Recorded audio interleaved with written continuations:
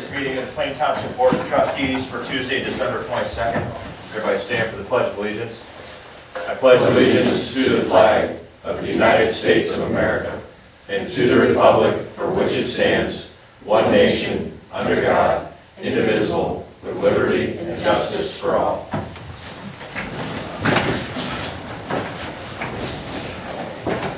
Before us, we have the agenda. Are there any additions, deletions, or corrections by fellow board members or department heads at this time?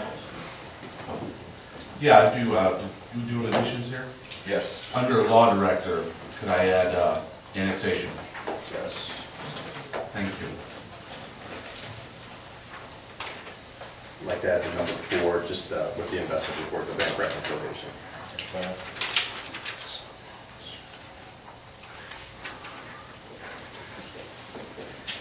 Any other additions, deletions, corrections? Concerns of trustees, I would like to add Hall of Fame Village Meeting update. Okay.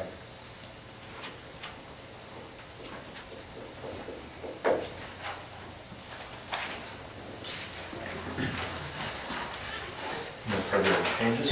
The agenda will stand as amended. That being said, first item up, we have the sheriff's report. I'm going to turn that over to Detective Cohen.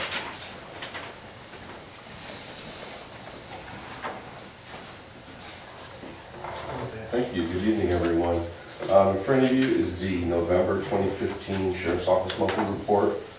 Our calls for service as opposed to last year were about the same, about 877. Our crashes overall were down. Ones with injury were slightly higher than last year. Our alarms, again, were down. Traffic stops and citations showed a pretty good increase from last year, and our arrests were slightly down. I also had 7 follow-up investigations with a closed breaking and entering and 2 burglaries closed for the month. In regard to anything trending, I'm sure everybody's heard about the burglaries that occurred over on Linder Circle about a week ago. 6 houses were broken into in an evening. Still an open active investigation, obviously, but I can tell you that out of the 6 houses that were broken into, all of them were unlocked and there was no forced entry. I'm sorry, how many homes were? 6. How many total? 6 total. And all 6 were unlocked? Yes, sir. So again, I think Lieutenant Springer and I kind of sound like a broken record at times, but we really encourage people to lock up their cars, lock up their houses. People have said in the past that if they want to get in, they're going to get in. And I guess I believe that to an extent, but opening the door for them and giving them an invitation is a little more than, trying, a locked door, it says everything, especially on your vehicles and your houses. Especially if they're going to break into a house that's occupied. They're not going to run that risk of trying to wake you up by breaking something in. So we just ask, lock your doors up at night, and if you see something, obviously call us and we can investigate it further. So they've been in and out, do they come back, you think, or are they now somewhere else? I don't believe they ever come back to the same residence. I don't necessarily believe they're going to come back to that area. We've had we've talked to some residences. Residents have seen us out and about. We've been very proactive in that neighborhood especially. They've been calling and seeing stuff and contacting us. And we have gotten some tips and some leads in regard to this investigation. So everybody have a happy and safe holiday. If nothing else. Thanks, you too.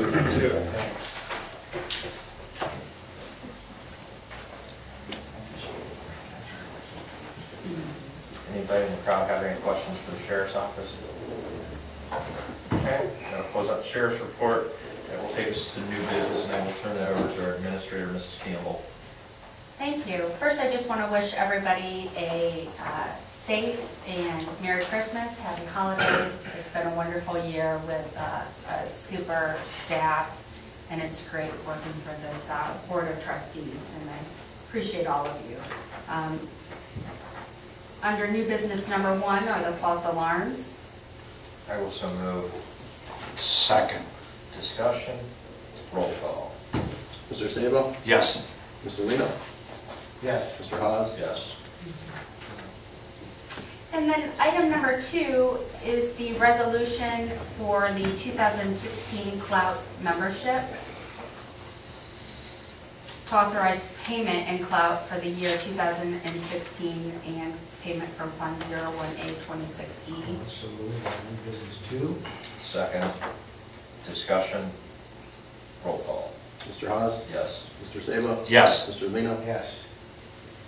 And then item number 3 is just a memo from Stark County Regional Planning informing us of the nominating committee and then the minutes from the December 8th nominating committee and who has been nominated for the officers for 2016, and that's Bob Fawn as president, Wayne Schillig as vice president, and Chris Vincent as secretary.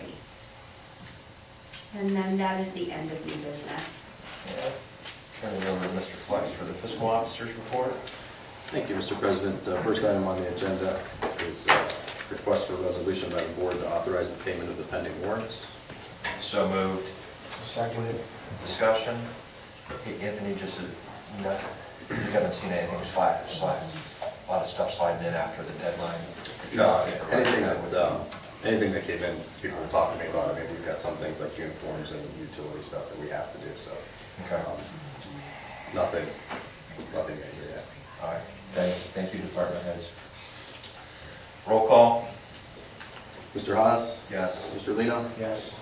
Mr. Sabo? Yes. Item number 2 is a request for resolution by the board to authorize the payment of the regular payroll. So moved. Second. Discussion, roll call. Mr. Hawes? Yes. Mr. Lino? Yes. Mr. Sabo? Yes.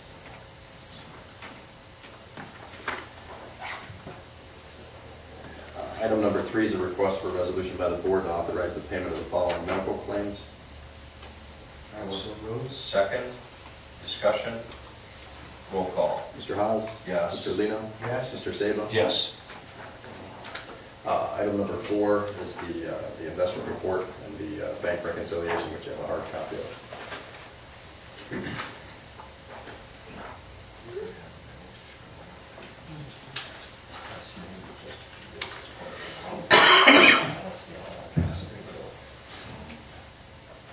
Okay, any questions? Okay.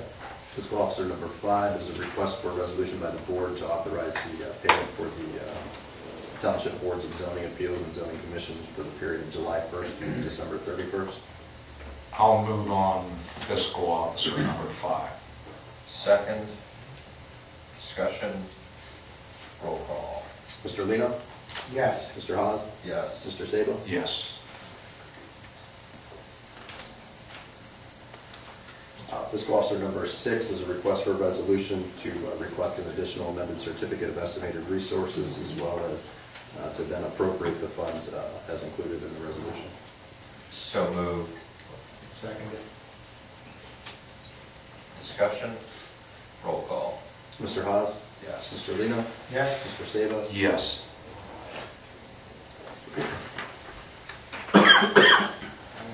Fiscal officer number 7 is a request for a resolution by the board to authorize the following transfers. So moved. Second. Discussion, roll call. Mr. Hawes? Yes. Mr. Lino? Yes. Mr. Sabo? Yes. Fiscal officer number 8 is a request for a resolution by the board to authorize the temporary appropriations for the beginning of 2016 and to be able to submit that to the auditor. I will so move on fiscal officer number 8. Second, discussion, I just want to say Luther did a wonderful job working on this with each of the department heads.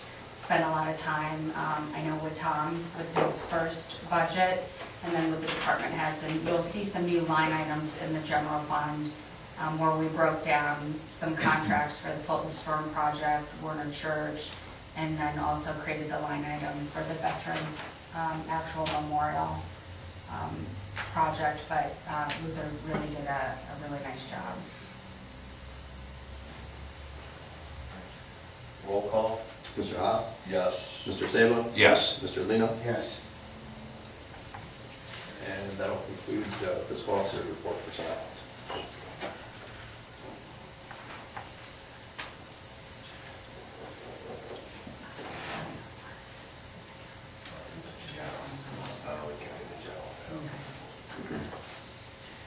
Okay, that'll take us to the administrator, Ms. Campbell. Number one is a resolution to enter into the attached contract between the Stark County Sheriff and the Plain Township Trustees at the monthly rate of $130,952.25 to be paid from Fund 09A10 and Fund 01G03. And the agreement will be in effect from January 1st, 2016 through December 31st, 2016. I will so move. Second that. Discussion. Again, nice work by everybody just to get this cleaned up. And it's nice how we've been able to incorporate the use of the school resource officer for the summer months. So that'll help out on the streets. Especially being the business months. But any further discussion? Roll call.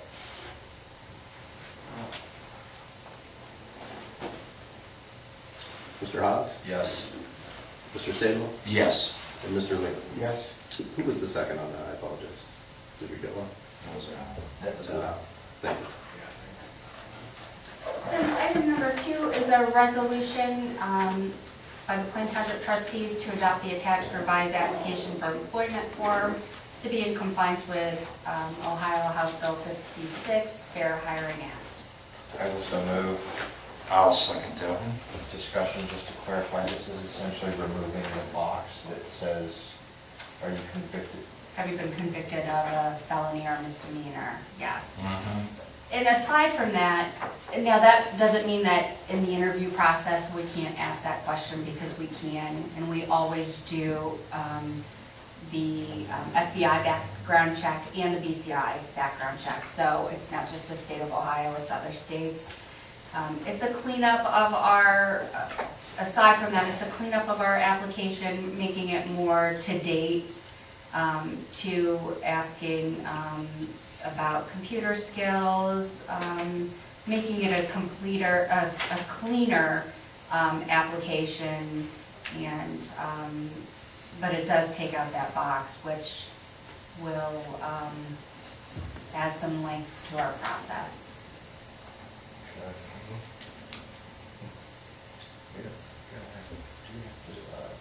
I have a resolution, yeah. Discussion, then just roll call. Mr. Sabo? Yes. Mr. Lino? Yes. Mr. Haas? Yes. And that's the end of the administrator report. We'll transfer this over to Chief Snyder. Yes, thank you, Mr. Chairman. I have one item this evening, and it's a resolution to authorize the purchase of 3G modems from Light Pack monitors for physical control. I will so move. Second. Discussion. Roll call.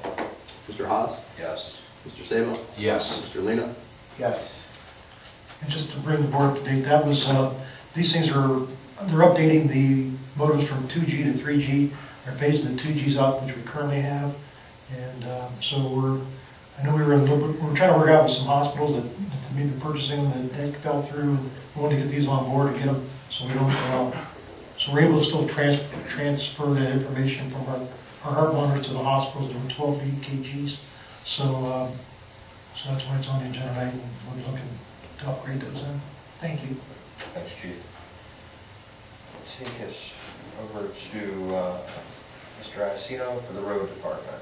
Yes, Mr. Chairman. Item number one is a resolution to authorize the purchase of a Gen 2 hot patch asphalt heater truck bed insert from Concord Equipment, not to exceed $15,300.65. I will so move. I'll second it. Discussion. Doesn't look like we'll be getting much use this winter. Wow. You know, once they start making hot mix asphalt and we use cold mix, it's probably 50% loss you know, when we're using it, especially once the weather gets really cold. This will almost totally eliminate any loss. You know, it'll pay for itself very quickly over the winter time. How long can you keep it? I mean, if it's a weekend, you have some. We can load up on Friday night and have it, you know, for emergencies, if we plug it in the garage. Each day one. It can be plugged in, but it also has a separate own motor to keep it heated all during the day while you're out. So you can basically then, what we're saving now is, if you've got potholes, you can use it all instead of right in the middle of it when it gets cold, you can't, so you can just use it all. This is a. And this will hold more than the boxes that you see that other townships and cities are using, which is a maximum of 2 ton, and those cost a lot more than these, and we could put as much as 4 ton in. Wow. Does it just insert in the bed? It fits into the existing bed that we have, it's all bolt down, and Once I it's mean, in and the- if we ever decide to take it out, we could use it in the summertime to keep asphalt hot. And it's got an insulated tarp that helps keep everything hot, so. I mean, And then it also has if you look at the picture, the drop-down tailgate where the guys will be shoveling from their knees instead of from up high, especially for a shorter employee, and this will help with back injuries and twists and turns. And you usually use cold mix, right? Oh, yeah, that's all. That's all right. So now, Yeah. this would still be the cold mix, but you're keeping it hot. Keep it warm. It comes warm, but it loses its, you know, because of cold weather. This will keep it at the temperature where it's pliable, and we can work with it. That's awesome. Man, just all the potholes you always got. Further discussion? Roll call. Mr. Haas? Yes. Mr. Sabo? Yes. Mr. Lino? Yes. Item number 2 is a letter we received from the Regional Planning Commission to release the bonds on Lexington Farms number 3 allotment. This is probably 4 years in the making, trying to get these streets released through many repairs that they've had to do over the 4 years. We haven't maintained them, snow in the wintertime either. And they finally passed all the things that Regional Planning and myself have put in development. I will send this to Regional Planning tomorrow. I just wanted to bring it to your attention that it is finally done. Okay. And item number 3 is a report from our project inspector. As you know, we were able to obtain a grant for a storm sewer phase 2 in Brookhaven, and it's in.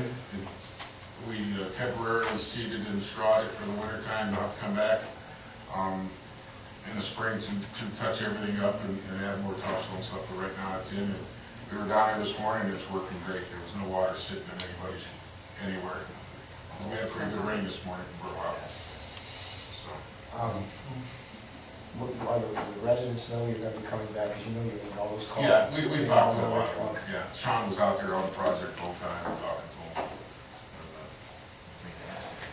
This time of the year, I think most people know we can't really plant grass and expect them. Maybe it might grow. This temperature stays where it's at, we might get grass growing. I think it is growing right now. Truthfully. And I also would like to wish everybody a Merry Christmas. If you had to project, not even could put it, Okay. I have a good luck. Yes. And this time last year, how much salt? And Slash overtime. brine. I'm gonna say Overtime between would be salt, a bunch. overtime, and fuel, we're probably save $50,000 between early Thanksgiving, before we got, when we first did snow last year to this time. We got some order. We're gonna read over there. I was working with Luther on my temporary budget, and we're gonna end up carrying things over that we've never carried over, that I know of. It's cyclical. I mean, the last 2 years you got hammered, the year before that it was fine. I don't know that I would ever call it a savings. Cost of- Reserved to the next year. We will call it cost avoidance at this point. Thank you. Thank you, Joe. Zoning Department, Mr. Farrar. Thank you, Mr. President. Item number 1 is a resolution to pay for the abatements A and B. I will so move. The second. Discussion? Roll call. Mr. Haas? Yes. Mr. Sabo? Yes. Mr. Lino? Yes.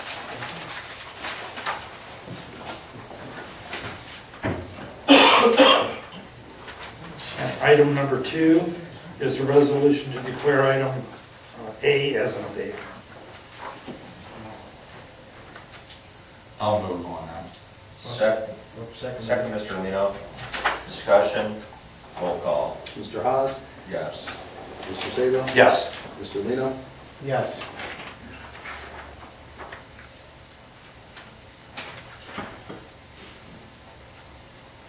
You ready? And item number 3 is just for information.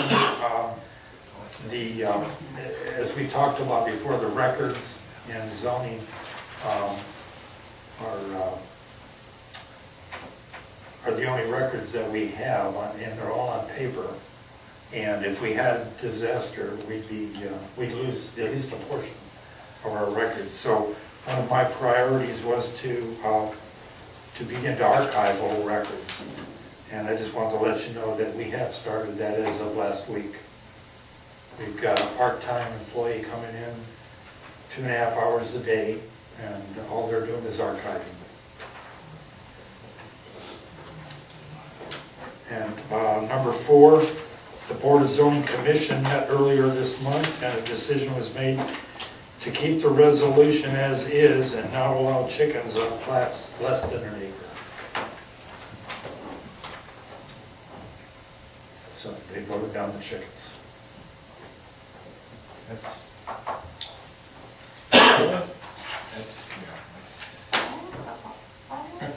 Thank you, Mr. Conrad. Nothing under the park department? No, I'll hop on the happy holiday train to all and have a happy and safe season. Law Director, Yes. Mr. Williams. One item on the agenda, that is just to inform the board that the second phase of the first key annexation was filed by the city of Canton. We got those documents today. It is an expedited type 2 annexation of property over there that is a little less than 1/10 of an acre in size. So it's kind of phase 2 of that. If you wanted to object to that, we could put something together. If you don't, it's up to you. I think the first one went through without much fuss, so. I think they're just squaring that off. They really are. They're just cleaning that There's a up. little piece right over there that they're It's just, gotta be almost an island. yeah, it is. Almost a no-brainer. It is. I mean, you can object, but I will tell you Yeah. legally, it's not gonna accomplish much. Nothing under communications, public speaks. Is there anybody in the crowd who wishes to address the Board of Trustees? Okay, that'll close public speaks. Concerns of trustees, I'm going to turn that over to Mr. Sabo. Thank you, Mr. Chairman. Today at 3 o'clock, Lisa, myself, Chief and Joe met with 3 officials regarding our last work session with them on Hall of Fame Village. Obviously, we probably came away from that with way more questions than we actually got answers.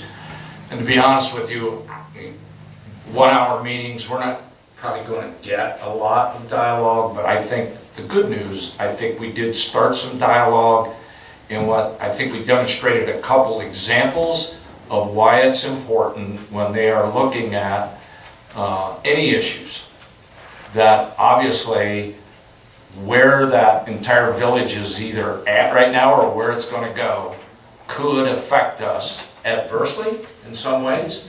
So we have to be in the loop. I told those guys today I would rather our department heads go to a 2-hour meeting, listen to it, come back, tell us it was interesting, but that part doesn't affect us, versus not knowing anything.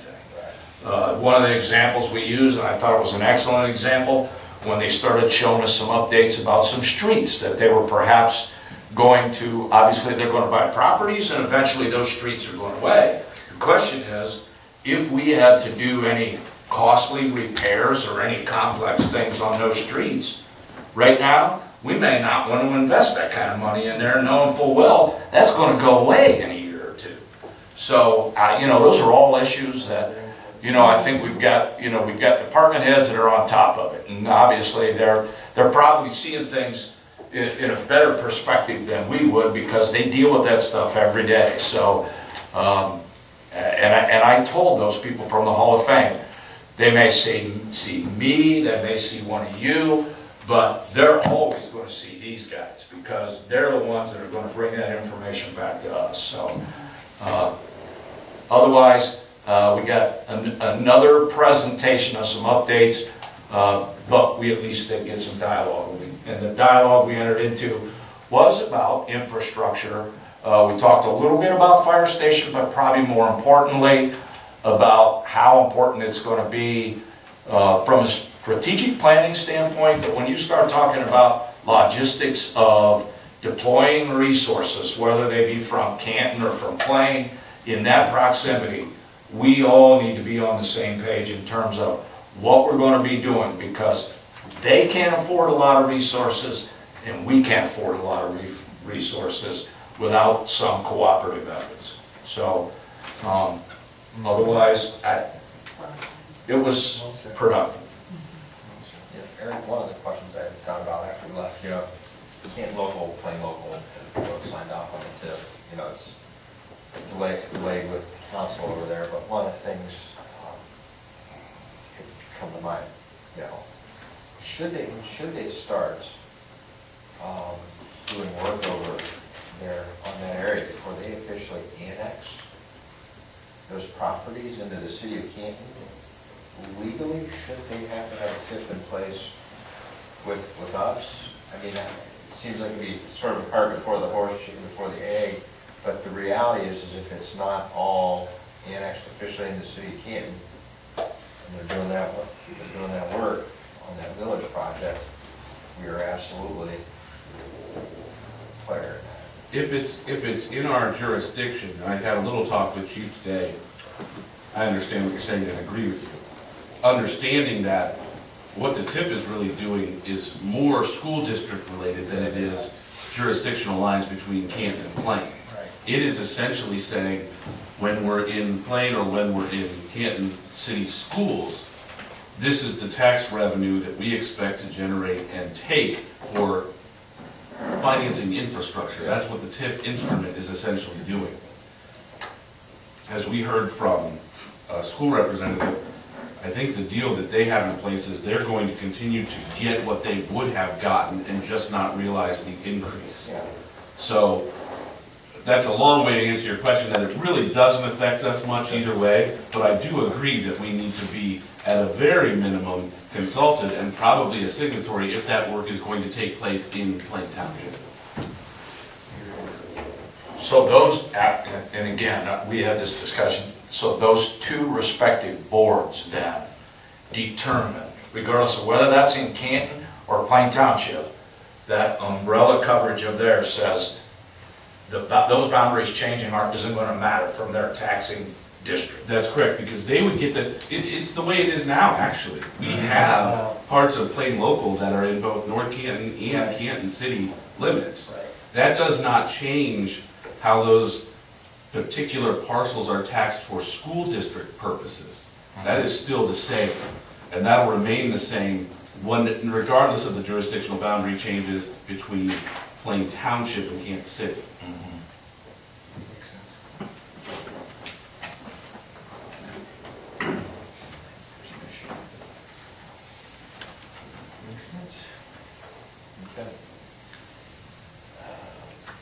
Nothing else concerns of the fiscal office? None, Mr. President. Okay, that'll take us to the approval of minutes for December 8th, 2015, which I will so move. Second. Discussion? Roll call. Mr. Sabo? Yes. Mr. Lino? Yes. Mr. Hawes? Yes. There is a need for executive session, so be it hereby resolved by the Plain Township Board of Trustees, Stark County, Ohio, to adjourn to executive session at 6:30 p.m. from this regular meeting. The Plain Township Board of Trustees is authorized under Ohio Revised Code 121.22G for the purpose and consideration of 1A, appointment of a public employer official, 1B, employment of a public employee or official, 1D, discipline of a public employer official, 1F, compensation of a public employee or official, 3, conference with law director or other retained counsel concerning pending or imminent court action. I'll second. Okay. Yeah. Discussion? Roll call. Mr. Sabo? Yes. Mr. Lino? Yes. Mr. Hahn? Yes.